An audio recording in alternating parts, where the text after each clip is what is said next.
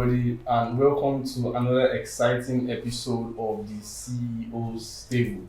So, today on the table, we have a very phenomenal person, someone that has been thriving the business world for a very long time, for as much as I know him, right? So, this person has done a lot for Nigerian youths. You cannot be a Nigerian that you don't know this person, right? So, today, our guest is no one but Mr. Akin Akin.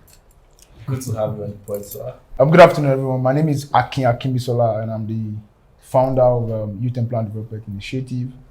And I'm also the managing director of A's and Good Limited.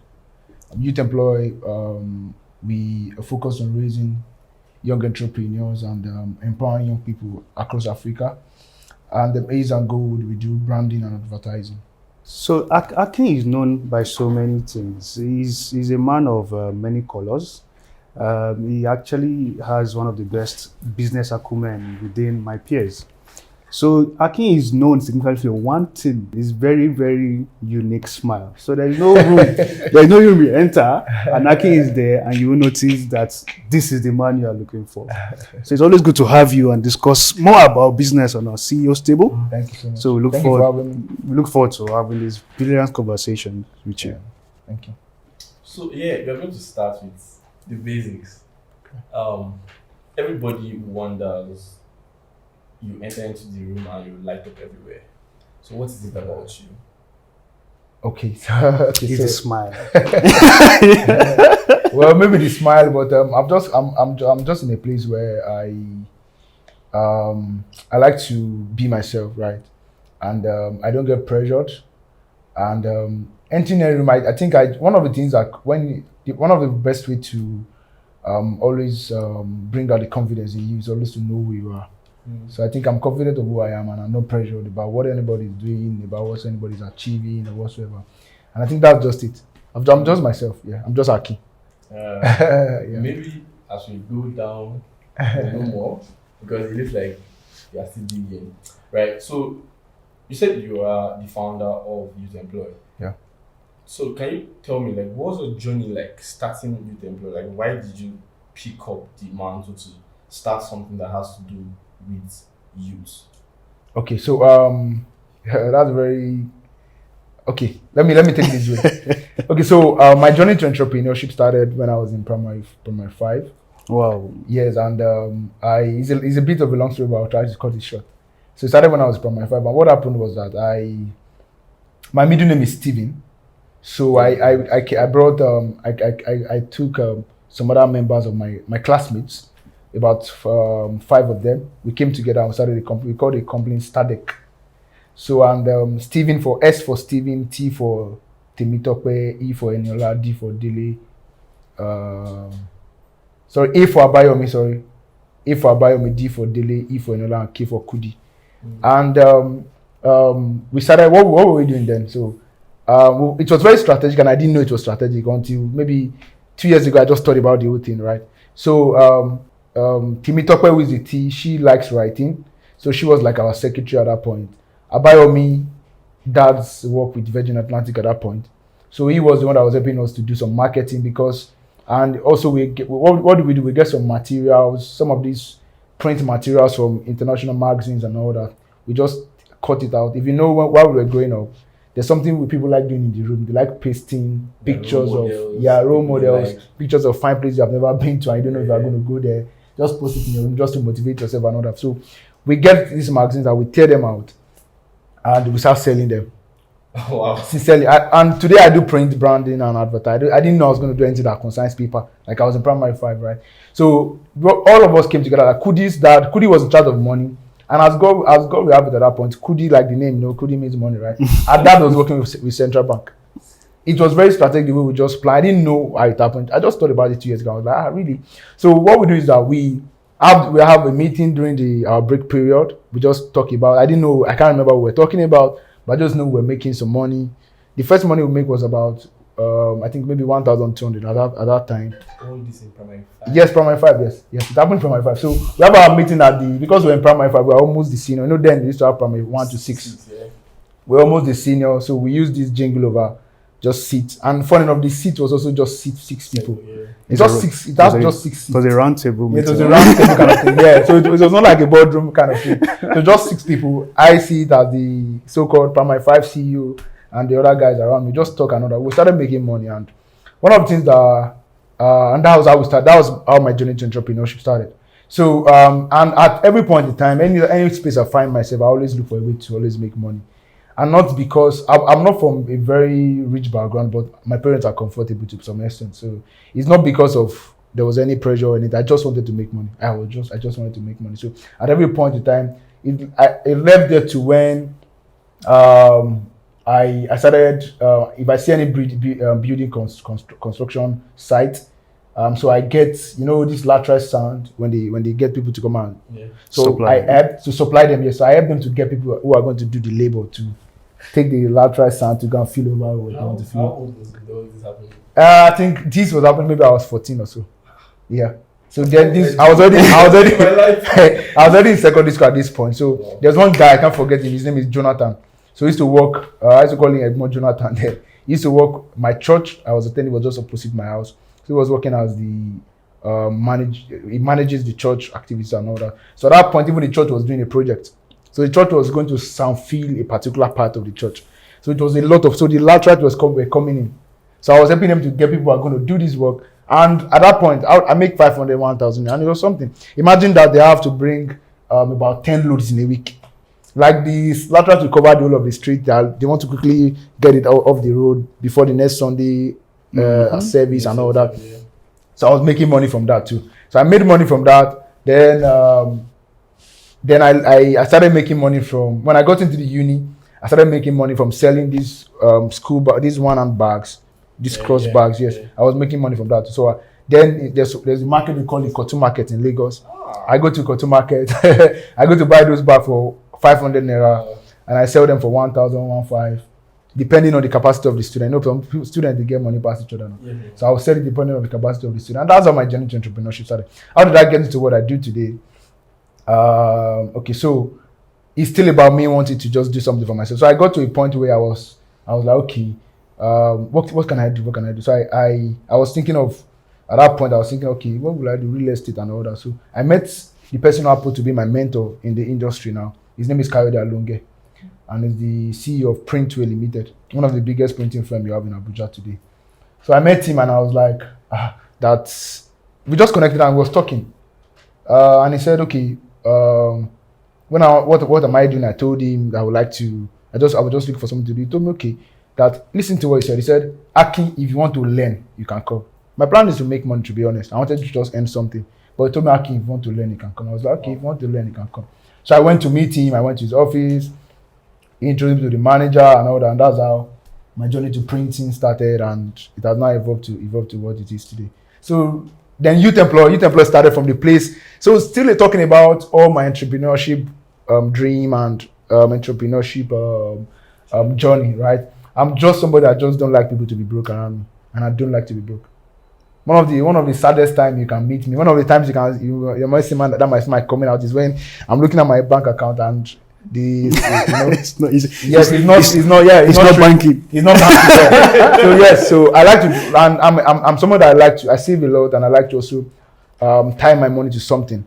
The moment I have the money, I'm trying to tie something. So one of the times you cannot catch my smile as bright as you used to see it is when I'm not having to do something. Maybe yes, the banking is not banking like Khalid said.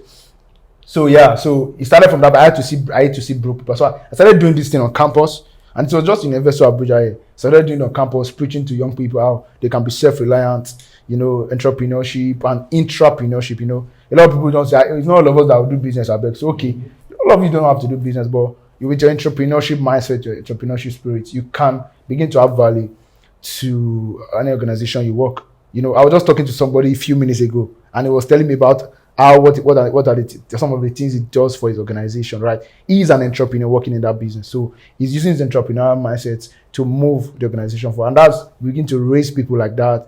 And the person I'm talking about knows himself. We need to use those. We need to bring in guests, people to train these young people.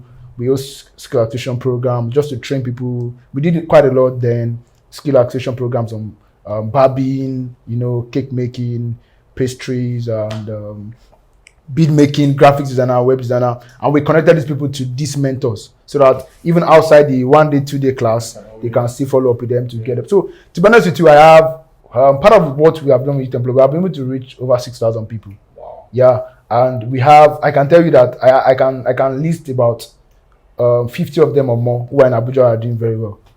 Majority of them are doing their businesses. So that when I see those things, it give me joy. So and that's just what it is. So that's how the journey has been. Youth Employer came from the place of wanting to just raise like minds, entrepreneurs, and people who can begin to make something for themselves. Because while on campus, I was privileged to lead in different leadership positions, and I have people coming to me to ask me for whenever they are in need. So I don't just want to be giving them fish. I wanted to teach them how to also fish, and not just to teach them what I do, but to be able to bring out something of value that they already have. Because to be honest with you, everything that you need to become rich is already in you. You just need somebody to just bring it out, and that's what we're doing, and that's what we're still doing, and that's what we continue to do. Thank you. I love this part. I told you, Akin is a man of many strengths. I feel like for every room you go into, there's always this chance, or there's a possibility that you always head that place. From your primary school where you were on the merry-go-round, take the head, your secondary school, your university, you were leading people. So is it that, do you consider yourself the smartest in the room? Okay, yeah, I don't consider myself as the smartest in the room, but I say this often. You don't have to be the smartest in the room. You just have to be able to work with the smartest in the room. Because when you surround yourself with smart people, there's no how you'll be smart. True. So I don't consider myself. See, if you go into the room and you feel you are the smartest person in the room, then that's the beginning of that is stupidity, to be honest. Everybody has something to say. Everybody has something that you can learn from. So I don't see myself as the smartest in the room. I've only been privileged, just like I'm sitting with you guys today. I'm just privileged to always surround myself with the smart people. And I like to identify them, and I like to work with people like that. I like to work with people who can add value to my life, who have that thing I don't have, and they can add value to my organization or to myself. So I've never considered myself as the smartest in any room. People can see me as a smart person, but for me, I just like to surround myself with smart people. And don't forget that either work with the wise will be wise, either work with the smart will be smart. Going with Akin's punchline. Since I've known Akin always has, this is the second time I've always had some lines of words that are synonymous to him that he actually puts up almost every day. The first line, I'll just say some parts, you have to finish it. The first part I knew about Akin, just a line. Lord, God is leading the way. God is leading the way per time. Yes. What does that mean? Okay, yeah. So just as God is leading the way per time. And like I said earlier, I don't put myself under pressure, and I'm not envious of anybody, and I believe I'm confident of myself, and I'm not nothing really moves me, right? So I believe that I trust my own journey, and that's where the word God is leading the way per time came. It came from the place of prayer and meditation one particular day in 2018, and since that time I've been putting it on my status almost every day. And what it does is that it reminds me that God is leading the way per time. So wherever I am at the moment, God is leading the way per time. He has brought me this far, and He's going to take me further. So that's the meaning of that. I won't go to the second part. Before we end it, I'll bring the second scene later before the end of the show. So there's something intriguing about what you said. Yeah. God is leading the way part time. Yeah. I feel like that statement comes from a place of self-awareness. I Yeah. don't know. But I feel like for someone to come to a point where they are not rushing themselves, it's not laziness, they're not rushing themselves. They do their things when they feel that there's a need to, or when they are moved in their spirit, right? Yeah. So my question is, at what point did self-awareness kick in for you? Because there are a lot of people, a lot of youths that are out there. It's not they know what maybe should be done, but they're not exactly doing it, or they're not in the full potential of what they should be doing. And sometimes they come from a place where they don't understand themselves. So for you, at what point because for me, I feel like you all started from a very young age. So but I want to actually hear from you, like, at what point did you grab self-awareness? Yeah. Okay, so I believe that every man needs a man. So and at every point in time, God will always send people that you need in your life part time. Just how God is leading the way per time. Yeah. So one of the most significant things that happened to me, and I'm going to mention two names, is my connection with somebody who happens to be like a big brother to me. He's in the UK. He has relocated to the UK now. His name is Dario Dwali. He was one of the person that God really used to really shape me into who I'm becoming, who I'm becoming, right? So he's somebody that he saw what I was not seeing myself at that point and kept pushing me, things I never believed I was going to be able to do. So he kept pushing, and thank you so much, Dari, if I'm going to get to watch this, right? So he really did a lot. Shout out to you, Dari. Yeah, you are he the really did a lot. MVP. Yeah, yeah, truly. He did a lot for me at that point. He was pushing me, encouraging me, and always letting me to see possibilities. The story of Youth Employer and even my business today wouldn't have been possible without my connection with Dari. Like I said, every man needs a man.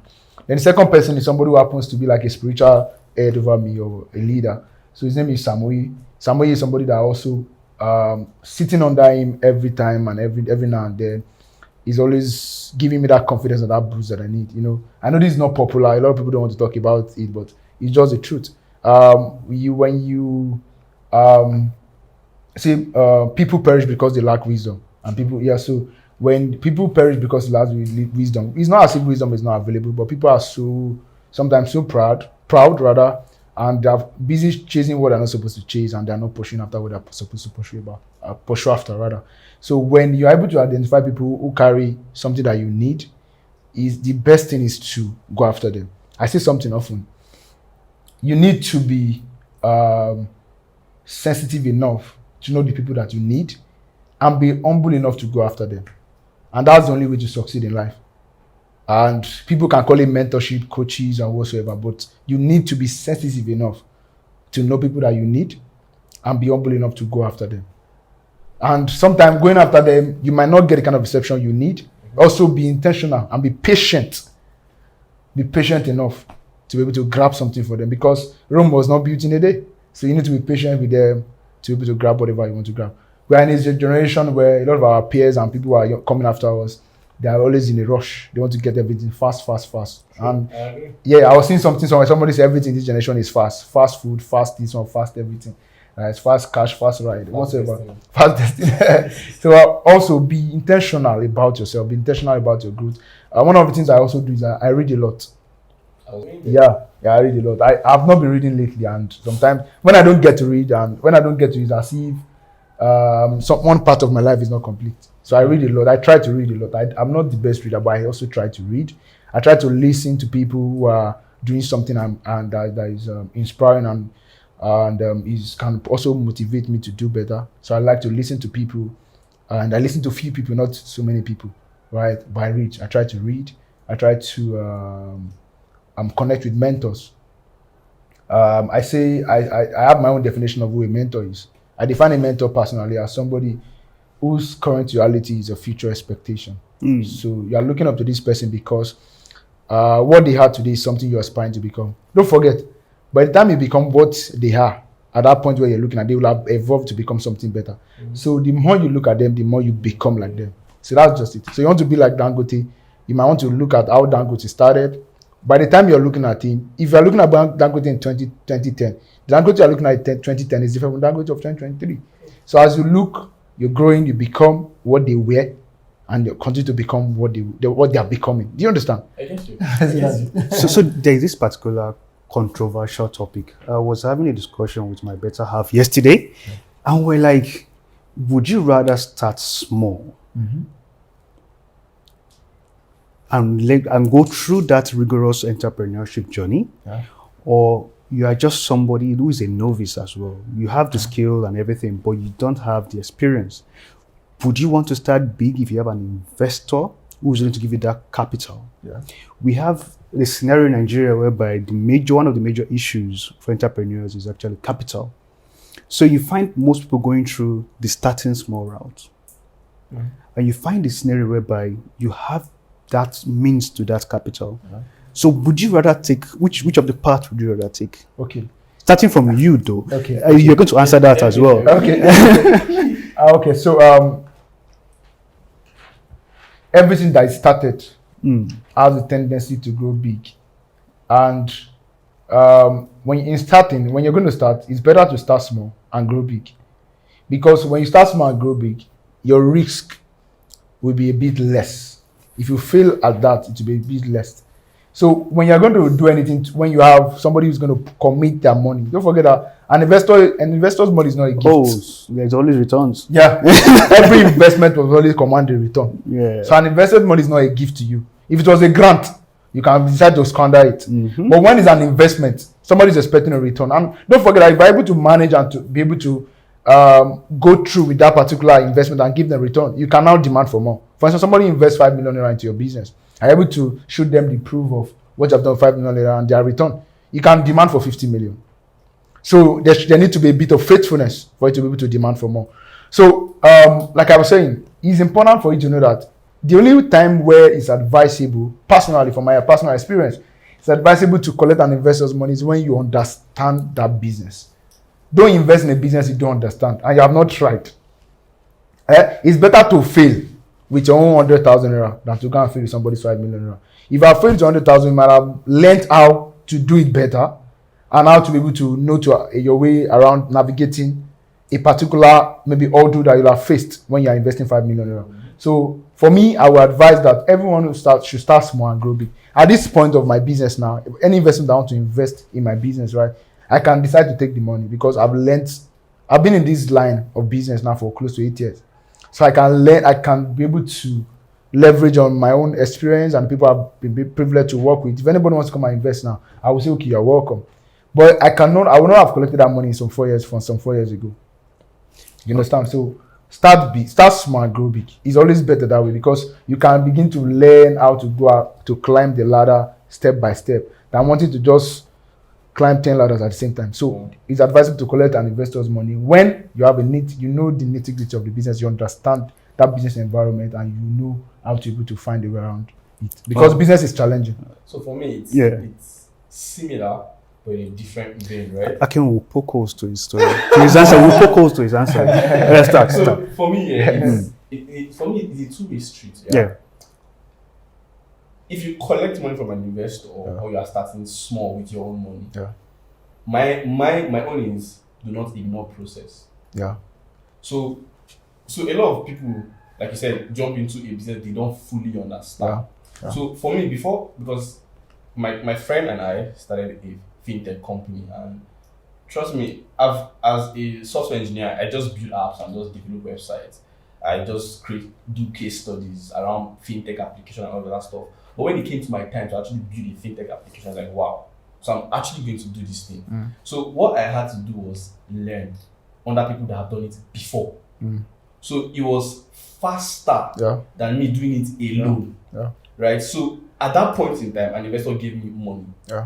But it wasn't as much because it was a kind of investment that I could also lose. A low risk investment? A low risk investment. So for me, I would say I prefer to start small. Why? Because in that starting, I'm going to fail and make mistakes. I'm going to learn. So one thing I believe is that a mistake once made can never be made again. If it's done twice, then no longer a mistake. Fool me once. So I think I would prefer to start. It's dicey, right? It's dicey, honestly. Like it depends. If I have a full knowledge of that business, I'll probably invest on money. I think the fundamental part is know-how of that business. Because the person I was discussing this with is a fashion designer. And in our initial conversation, the conversation was like, she wished she had bigger capital. But when I looked at her and I was like, going to the first time you started to where you are right now, your crafts, your designs, your technical know-how of that business, your fundamental business skills in that area has improved. You started with one machine. You have like 5 machines and other tailors in your shop now. It's not the same thing. If they had invested in you with that large amount at that particular time, your know-how wouldn't have gotten you to where you are. Those risks attached to the business, you've learned them. You've improved. Your designs have improved by your mistakes and your trial and error. So we all agree at the end, like start small. If you're an entrepreneur, than if you don't have the technical know-how, if you don't have the technical support, if you don't have the business acumen, start small, build it. Then you might even find your niche in a large area of niches of business. You might want to specialize in one particular thing to give yourself an edge. So I'll go back to Akin again to have something to discuss about. Because then if you look at it here, let me even ask you, Akin, how do you manage risk? Okay, how do I manage risk? Okay, managing risk, I think it's important for you to understand that every business is risky. True. So you cannot avoid risk in businesses. So one of the best way that I believe is you need to always go into things that you know that the risk is always very low. Yeah, but don't forget that when the risk is low, the returns are also low. Yeah. So as you grow, just like I've said, as you grow in your business, you grow in your business acumen, like Khalid has said, you can now begin to because you're highly confident of what you're doing in your business, right? You can now begin to take on higher risk and get higher returns. So how I manage risk is to ensure that whatever I'm doing, I have a know-how of it. I know about it. But you may not necessarily know a lot about. Yeah, and that's why I come about. That's why I said something earlier. Surround yourself with smart people. So let me just add to Akin's things. In project management, when you are doing risk management, you know that all risks are not threats. Some risks are opportunities. And when you are looking at risk in a holistical term in business, if you have experience, risk management is all about experience, just like he was trying to say. Okay, Akin, let's talk about, we all know people starting business can be a bit of challenge in all walks of life. And you've had this experience of grooming people in different fields. What are the first few lessons? If I come into youth employ for a training or for a mentorship program, what are the first few things you teach people? Okay, so people have to understand that they have to understand the fundamentals of starting a business. And like I said, we're not just focused on entrepreneurs alone, we're focused on intrapreneurs too. And as much as possible, one of the major challenges of entrepreneurs is funding. And that's part of the bridge we are trying to cross this particular year. We are looking at how we can begin to look at ways of empowering people and how they can begin to get access to funding. Because when you have all the ideas in this world and you don't have capital to push it out, then it's frustrating. You know, it's very frustrating to have ideas, to have business ideas, to have business acumen, and you know what to do. You know, but you don't have the funding to do. But if I'm going to say for when we started business, it's not as if anybody gave us money to start. I think one of the things you really need to start a business is the desire to start a business. Yes, from your desire will begin to fuel what you do. It will even fuel the kind of friends you make. Don't forget that we have strategic friends. True. So it will fuel the kind of friends you make, it will fuel the kind of places you go to, the people you listen to. And from there, how did I grow my business? It started like that. The desire to want to learn. Like I told you, I said earlier, the man told me, if you want to learn, you can come. So I went. I started learning, and I didn't know that the earning was going to even come very early. So I earning too. I was earning little like that. And I started building my own customer base and all that. And one of the best way to build your customer base, right, is please, if you're going to start a business today, don't joke with that your first customer. That first customer that's going to come to you, don't joke with that person. That person is going to be the one to open the city to you. Because the person is going to tell somebody about you, and that person is going to tell somebody about you. But if you mess that first one up, you might not be able to get up. Because in the world today, businesses thrive on referrals, mostly. Not just billboards. Billboards are good. Khalid knows that is another way to chop money. I'll say after I finish talking, I'll talk about billboards are good. It's good to have billboards. It's good to do ads on TV and do jingles on radio for your business. But that word of mouth referral, it might not have a big effect like that. But it might not have that kind of appeal that people want it to have. But to be honest, if somebody can see, it's easy to watch things on TV now. People scam people with different things they advertise, right? But when somebody tells you that you can trust this person, you can't do business with him. That's somebody putting his own integrity at stake for your business, and that's just it. So that's how I've been able to grow my business. I've done projects for some government organizations, NGOs, individuals and all that. And I can't lie to you, 80% of the projects I've ever done are the ones that somebody was the one that told somebody about me. It's not the one. How many people reach out to us on Instagram? How many followers have we even been able to accumulate? Because I'm not in the part of wanting to buy followers. No, I don't want to impress you, what I'm not. Do you get it? I'm not impressed in having somebody to come and buy followers. So the world will think that's my business is the best business in town. No. So, but I can tell you that the percentage of people who come to the DMs to come and do business with us and people who reach out, that somebody told me about you, that you do this, is like 80-20, to be honest. Yeah. So don't joke with your first customer. If you're going to start business today, that first person that will come, don't joke with that person. I know we also get better in business. So you might not be able to give person what you will have given the next 5 years. Yeah. But please let the person have value for their money. Like that. And be honest.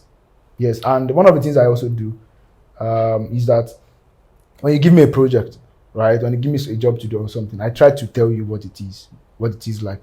So, like we said, fast food, fast everything, people want to make fast money. In the quest of wanting to make fast money and you try to sabotage or try to do a less quality something for somebody because you want to earn more money, you have only closed the door to earning that millions in the next couple of years. Because you wouldn't know who has access to the person you are looking for. So, young people, be patient. And I've said that over and over again. Be patient. Try to know what you're doing, learn. I like to talk to youth a lot because I'm one of them. So try to learn, know the process, learn, and don't cut corners. Cutting corners will only cut the lifespan of a business short. To me directly. Yeah. So that's it. So in terms of, I was attending a little marketing and business training with one of the best in Abuja, the Octopus. Okay. Coach Sam. Yeah, I know Coach Sam. And one of the things he said is treat your clients as a secondary buyer. They're your primary buyers, but treat them in a way that they become your number one marketer. So whenever you are selling a product or you are doing a business, after you've satisfied those first clients, they bring in more people to get whatever you are selling or services you are offering. So always treat your clients as your number one marketer. So the more you impress, the more you add value, the more you increase their sales, no matter in that environment you are in. Be sure you leave an impression that even bring more customers to you. And I don't take that for granted in business. Just like you said, treat that first customer top class. Yeah. Don't take that for granted anywhere. You have anything to say about it? But then I like how that sounds, but I want to go back to starting a business. Yeah. I feel a lot of people are scared to start a business. And it's not that they don't have, like you said, before you start a business, they have a desire to want to, but they are scared of failure. So now this is my question. Yeah. What was it like when you wanted to fail? Okay, so I've never failed in business. I've only gotten an opportunity to learn how to do it better. So is it that it's okay, let me say let me know if it was failure. Let me know if it was failure, because was there a point in your business or in your life where you felt like you want to quit? Yes, there are days like that. Okay. Yeah, there are days like about that one. okay. There are days that you feel like quitting, right? But that desire that got you started will keep pushing you. Some of us are passionate about entrepreneurship than anything. That reminds me of something you said. Yeah. Yes, you are passionate about. It's too late to give up. Yes, it's too late. So you just yes. If failure comes, how will you handle it? Like I said, I've never failed, and failure cannot come. I only get to a place where I learn how to do it better. Is it that you cannot have times where things are not going the way you want it? You have those times, but you have only learned how not to do it better. Sometimes it might be that you might just have to just take out somebody from the process of a business. Maybe sometimes you have to fire somebody and rehire another person. Those are part of the things you have to understand and how to learn. Don't run business and emotions. Yes, don't run business and emotion. Business is business. I'm not saying that you shouldn't care for people who work for you, shouldn't show them love, shouldn't show them that. It's because I say something too. When people see that you're passionate about what they're passionate about, they're passionate about what you're passionate about. So people will take your business seriously when you take their own business seriously. So I'm not saying you have to delve into the personal or private life of your staff or whatsoever, but show concern, be care, be there for them and all that. They will care about you because they know you care about the business. They will care about you because they know your business, your heartbeat. They will care about it too. So, but don't run business on emotions. Don't run them emotion. And when something that looks like failure comes, I like how you don't want to when agree. something, no, I will not agree. You don't want to agree that. When something that looks like failure comes, then you know how to navigate your way because every businessman needs a shock absorber. Yeah, you need a shock absorber. God is my shock absorber. Ooh, you brought the big man. And that's the big man. Yeah, but and aside from that, also importantly, right? If you are going to go into a business where you are going to have a partner, or if God blesses you with maybe a partner, like maybe you're married or you have a relationship or whatsoever, have somebody who can also be a shock absorber. Right? So partner. Yeah, your partner. It could be a partner in business, it could be a partner in relationship. But always have God will not come down to come and do stuff for you. True. He will, I said something earlier too. Every man is a man. And a man could be a woman. So you understand? Man, generic. Yeah. So yeah. So let me tell you a story now. And there was one project I was doing somewhere, and we were supposed to mount a signage. You understand? So we started having issues with the signage because it was on the top floor. We used a scaffold and all that. There were some issues with the signage. I had gotten some guys to help me bring down the signage so I can, because the thing was supposed to be have lights, supposed to be well illuminated and all that. But the lights were not coming on because the guys who were supposed to connect were going to connect it there. I sent somebody to supervise, and the person didn't get to supervise as I wanted. So when they were going to do the connection, it just run the thing connected directly. So it actually burnt all the light, and we have to bring it down and refix. Story cut short. So I'd paid a guy to help me install the scaffold and all that. You know, he's an Hausa person, and I don't know how to speak Hausa. I just hear a bit of it. So this guy, when I got there, he just told me that he needed money to eat or something. I'm telling you a true life story. So it's Sunday afternoon. So I didn't know he wanted to go and smoke or something. But the moment I gave him that money, he went and came back. He was another man entirely. He was going to frustrate that project. And I wanted to deliver that project that night because it was a Saturday. It was a Sunday evening. I wanted to deliver that money. So when the business owner come, don't forget that your customer satisfaction is primary to you. Until your customers tell you that they are satisfied with what you give them, your business is not done. Yeah. So I was trying to make sure everything works right, so that by Monday when the person comes and see everything perfect, right? So this guy was going to frustrate. The only saving grace I had that day was that my partner was with me.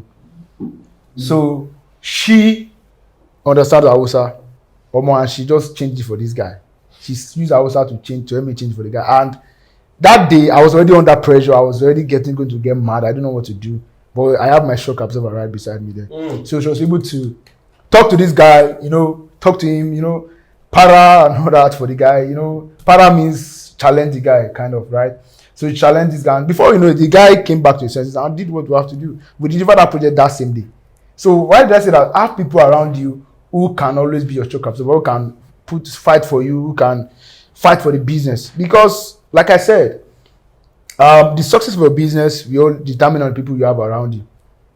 So whether you are hiring a team, you have a partner, like you guys starting the business together, don't hire a partner where, for me personally, right, when you're going to have a partner in your business, right, make sure that the persons, you don't have the same area of strength and you don't have the same area of weakness. So be with somebody or have a partner in business or whatsoever whose your areas of strength is your own area of weakness and whose weakness is your own strength. So that's it's just a perfect So you complement each other. Yeah, complement each other. Yeah, that's it. But then again, you said something about business success.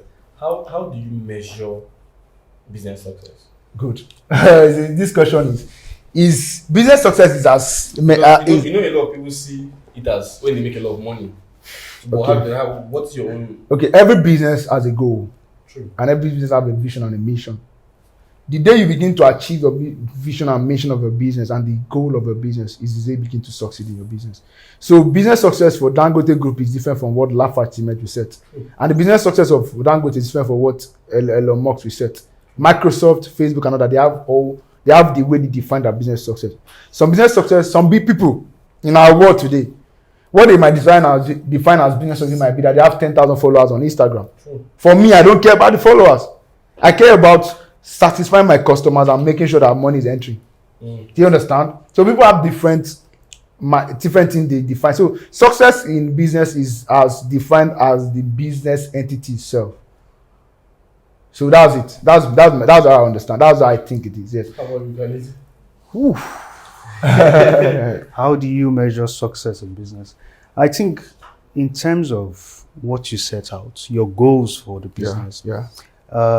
It brings me to a conversation I was having with a very high person yesterday. We're having a meeting and we're trying to set a target for the year. We're going about numbers and numbers and numbers. And I was trying to bring the person back, like, okay, so let me just be open about this. I'm into real estate sometimes. And we want to achieve, let's say, 300 housing units this year. And one of the targets is to sign development agreement with so many organizations, a particular organization to get a minimum number of organizations to get that target of 300 housing units. Mm-hmm. But how do you get them to sign an agreement? There are some things you need to have before even making that conversation with them.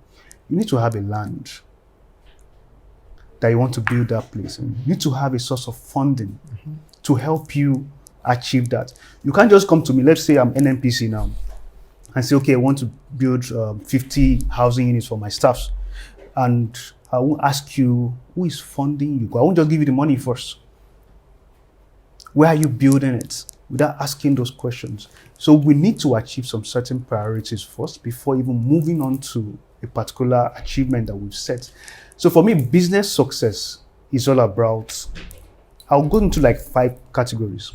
About improving your overall organizational group, your organizational goals, kind of, your business concepts, your customer relations, your fundamental goals that you have in why you started the business, and your brand identity. Yeah. Sometimes the goal has to be how, just like Akin said, Akin doesn't care about followers, but some people really care about how much or how efficient their brand identity is. How many people see them? Because sometimes you have to see them to reach them. Mm-hmm. Yeah, but we are in the world where people are buying followers. We have. Yeah. But then again, that confuses the customer. No. It has to be. But in the sense that, what are you selling? Like you said, what are your business goals? How do you measure them? Like, I go through it with different organizations. Everybody has different mindset. Everybody has different missions. Business model. I was hoping to talk about BMC later on, just in a very little sense. How do you define how your business achieve its goals? How do you bring in, okay, these are my target markets. What is my revenue model like? How do I get my product to the customers? What are the channels I'm using? Your distribution channels. These are fundamental things that a business plan will have. And in the sense that we've been discussing Akin's success story in depth, we need to look at business as an entity that needs a plan. You have the passion, yes. But do you have the in-depth of how you will get your passion to work? Because at the end of the day, business is about making money. Yeah, sure. It's about your revenue, it's about your profit margin. Yeah. Because you can go at a loss for 5 years.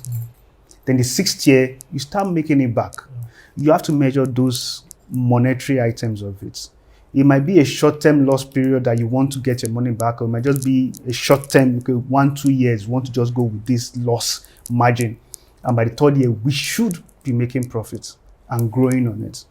So business model sometimes helps define or translate your passion into your goals. Akin, how do you do that? How do you bring that kind of mentality and ideas to new people coming into, like, let's say, youth employed? Yeah. How do you mold them? Mm-hmm. Apart from getting them to train whatever technical abilities they have or soft abilities they have, how do you mold them from going into just someone that came with a business idea with a finished product, of somebody with the passion with the business ideas, with the plan to succeed. How do you do that? Okay, so it still brings me back to the issue of training. You still have to be trained. People have to be trained. You don't go into anything you are not trained for. And training does not have to, you don't have to be sat down to be taught about it. Training could become in any form. And training is a lifelong process. It's something we keep learning every day. I've learned, while I'm seated there, I've learned some things. Right? So learning and training should be something that is at the core of what we do. And like I said, we started small and we're growing. So we're getting to a phase where we're trying to put a proper structure around all this. And some of the things we did before are just once in a while. We just do those trainings maybe 2 times a year, 3 times a year. But we're trying to have set up our own training facility where from time to time we have different cohorts of people coming in to learn, to learn about entrepreneurship, the nitty-gritty of entrepreneurship, and connect them with mentors, people that can help them when they have questions to ask. They can, it will be good to have someone like Festus and Khalid now on board, because everybody has something to give, except they don't want to give it. So people can learn something from yours and others. So youth employment at the core training is part of the core of what we do, but it's not something we do every time now, but it's part of the plan. Yeah, so we're going to that phase and we're getting to that phase, right? And I like the fact that I even mentioned it. It's also coming back to also remind me that guy, you need to start working. So we're trying to put a structure in place where we have this training facility, people coming to be trained, cut across people. Maybe if it's gonna be in the FCT, like we're having this section now.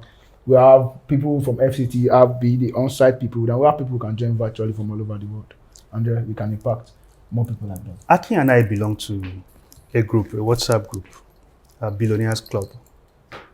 We might not have gotten there yet, but but apart from that, we are just youth peers, business owners and business enthusiasts that really want to succeed. Sometimes you bring your business into a group, you find someone that wants your service or that wants your product. Yeah. You might not even know that you are bringing value to a table until you bring yourself together and, okay, I want a photographer now.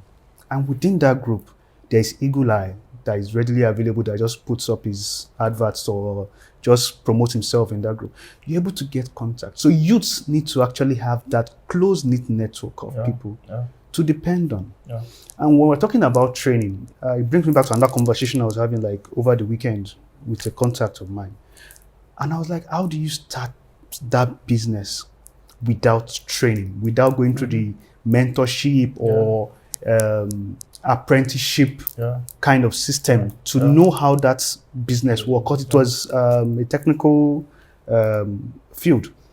And one of the things she said was, I learned. The first learning I did was with a fashion designer who just taught me how to use the machine. I didn't know how to design anything. The only thing I learned for 1 month was operating the machine. And the next thing she did after that was individual learning. She didn't stop. YouTube's, go to somebody else's places, learn a bit of everything. Don't stop learning in this field. It will get you a long way. So either you go through the virtual means or the physical means, but don't stop learning in this field. So I think learning is at the core of every business, because personally I feel like the success of a business depends on the depth of knowledge the owner has about the business. So you are as good as your business. So I feel like, let's take you out of the picture, right, and leave youth employed. Can the business do better than you?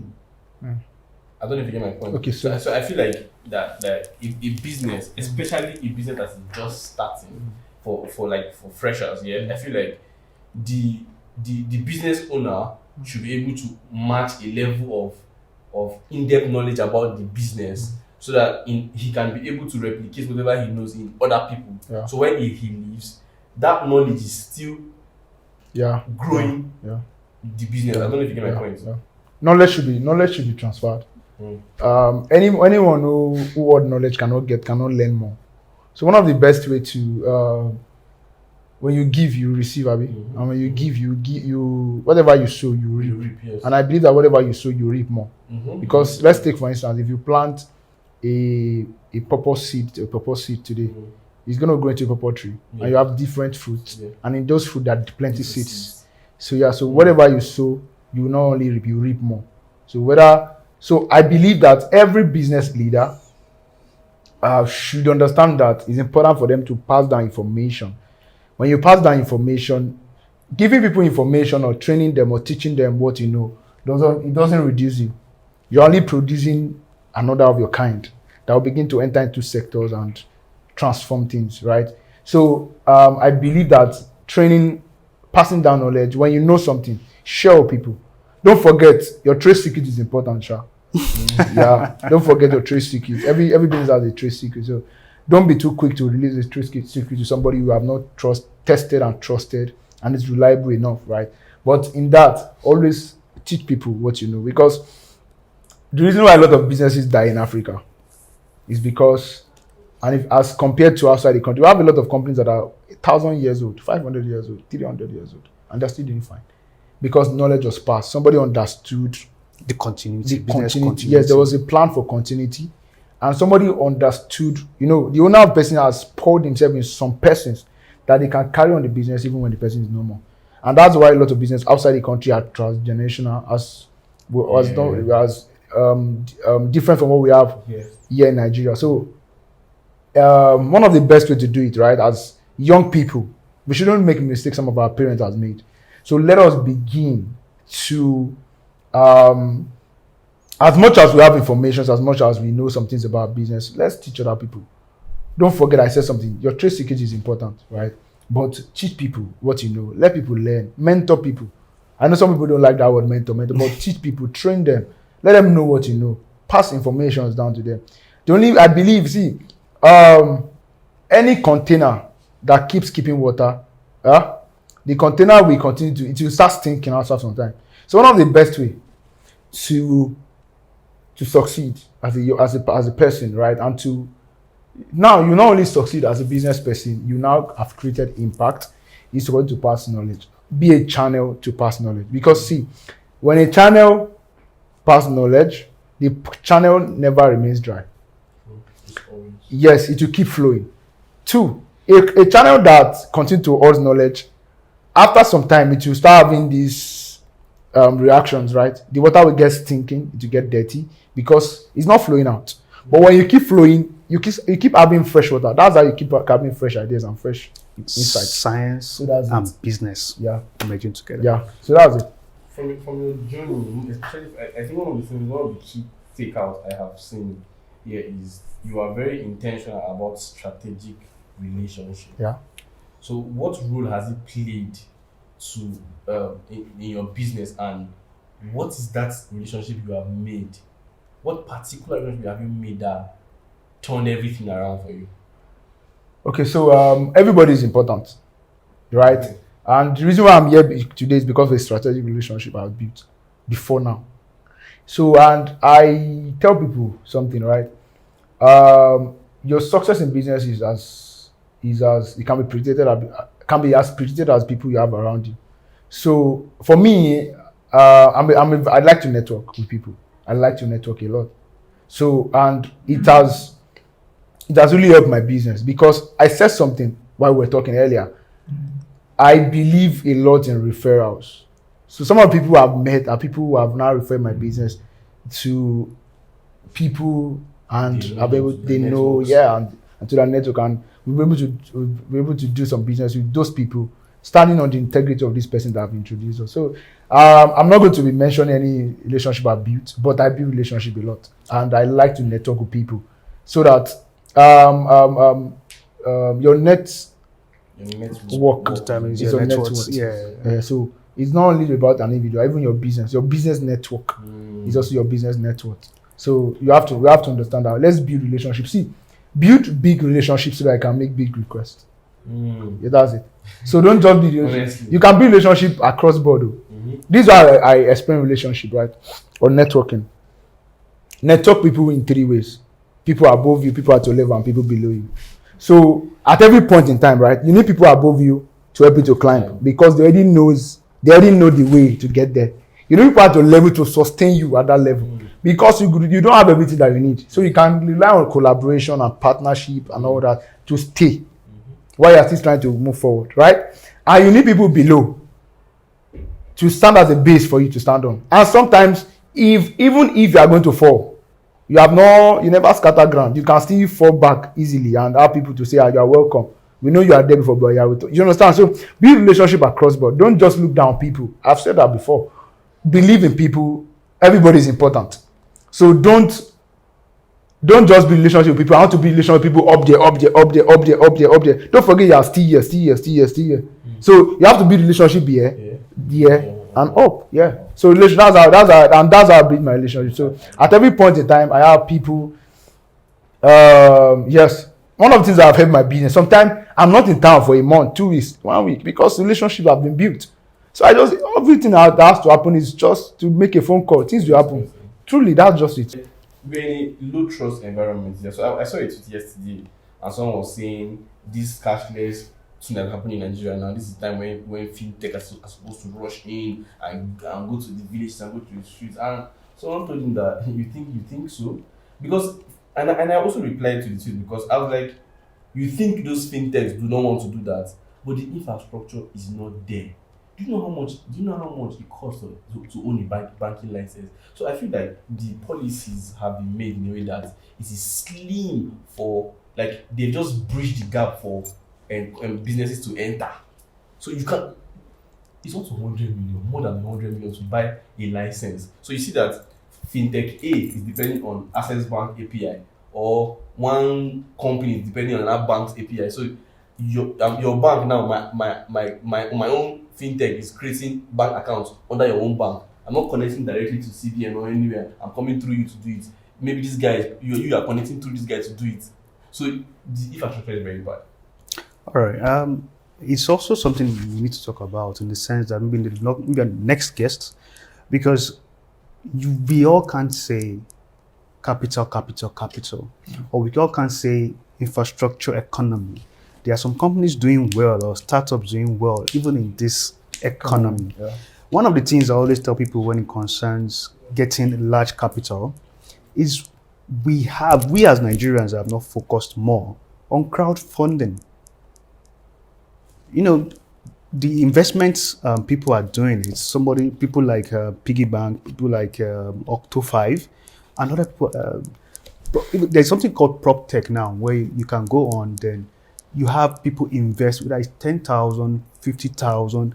You think you need 500 million, but by the time you have people just pulling funds together, you get your capital and get them investment if your business plan is right. So I think for capital raising, we need to focus more on crowdfunding in a very safe and secure way, get their investment back and with their profits. So we need to look at that to solve this economy. There was a very short story. I was talking to one of those great minds of architecture in Abuja, and she was telling me about one of her prodigies who learns about, again, talks about mentorship. Yeah. And she was like, this guy doesn't have a big company. Just started with building a house for somebody, an architect building a house for an individual. Then it goes to referral. Referred him to another person, built one house, two houses. Then the capital started coming. He built a land, he built a house, he built now he has like 3 sites with different estates. So it started small, leverage on referral. Then the business grew. You know, sometimes we need to scale down those large, insurmountable mountains into smaller moles so we can climb them gradually. Yeah. Leverage on what we've talked about, and you see how the business grows. So, Akin, how do you manage your finance? How do you separate personal funds from business funds? Okay, so one thing every young entrepreneur needs to understand is that your business money is not your money. So Akin's money is different from the business money. Actually, it's even advisable that you pay yourself from a business. Yeah. And in the case of, if you are someone that has you can also now create other sources of income for yourself.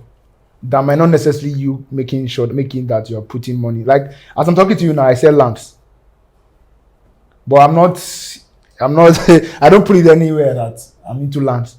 So sometimes some of the money I get from that my money now. That is not for the business. So I make money from other things. So everybody must understand that in this country you cannot survive with one stream of income. Yeah, to be honest. So if you have any opportunity to earn more by putting your hand in legitimate stuff, please do. So understand that Akin's money is different. My business is Ace and Gold, for instance, and Youth Employee is a non-profit, so we are not doing to make money. So Ace and Gold money is different from Akin's money. Akin pays himself from Ace and Gold, and even on days where the only money that comes in is only for operational costs or whatever, you understand? Akin have to understand that he cannot go hungry, so Akin has to create other sources of income to make money for the business. So that's just what it is. So if we're able to separate that, it will really help us to manage our finances and grow well in our If you businesses. want to know how to separate business, money, and personal money, go to Play Store, Yeah. download Groove Finance app. Yeah. So the Groove Finance app is a financial platform for working professional and SMEs. So you have a platform to manage your business finance separately and manage your personal finance separately. So you can invest with your personal money, you can invest with your business money. You have invoicing. You have truly the reason why you should actually have a personal. I see a lot of people, especially creative, they make this mistake. Your personal account is where you collect money for your business. The truth is that if you want to go for grants, they will ask you for your account statement. You cannot bring account statement that has first to the money on it. They want to see your company on it. You even need to get your taxes right. Do you understand? So a lot of things going. So separate it, but use Groove. This has been a very wonderful episode. I hope you guys watch and learn. For me, I have learned a ton, and one thing I have learned is to create strategic relationship in all levels. Like Akin will say, from here, people that will help you balance, here, people that will help you go up, and here, people that will sustain you, right? So relationships are very important and they should be strategic. Thank you so much for watching, guys. Akin, so before you go, there's something we do. Every guest that comes in gives us a music recommendation for the week. So what is your music recommendation? What song are you vibing to this week, and what song should we vibe to this week with you? Song I'm vibing to. What song? Give me one song, please. It's you. No, you have to edit this part out of it. What song am I vibing to this week? What song are you? What's the last song you listened to? I know. What's the last song? I'm not a song person. I keep very song. That Billionaire Easy Cash is a good one. I like money. Yeah. Okay. Before when we started this conversation, I said Akin has two statements I know him with. You said the first one. Okay. God is leading the way pattern. Yeah. What's the second one, Akin? I've been therefore obtained help from God. I continue unto this day.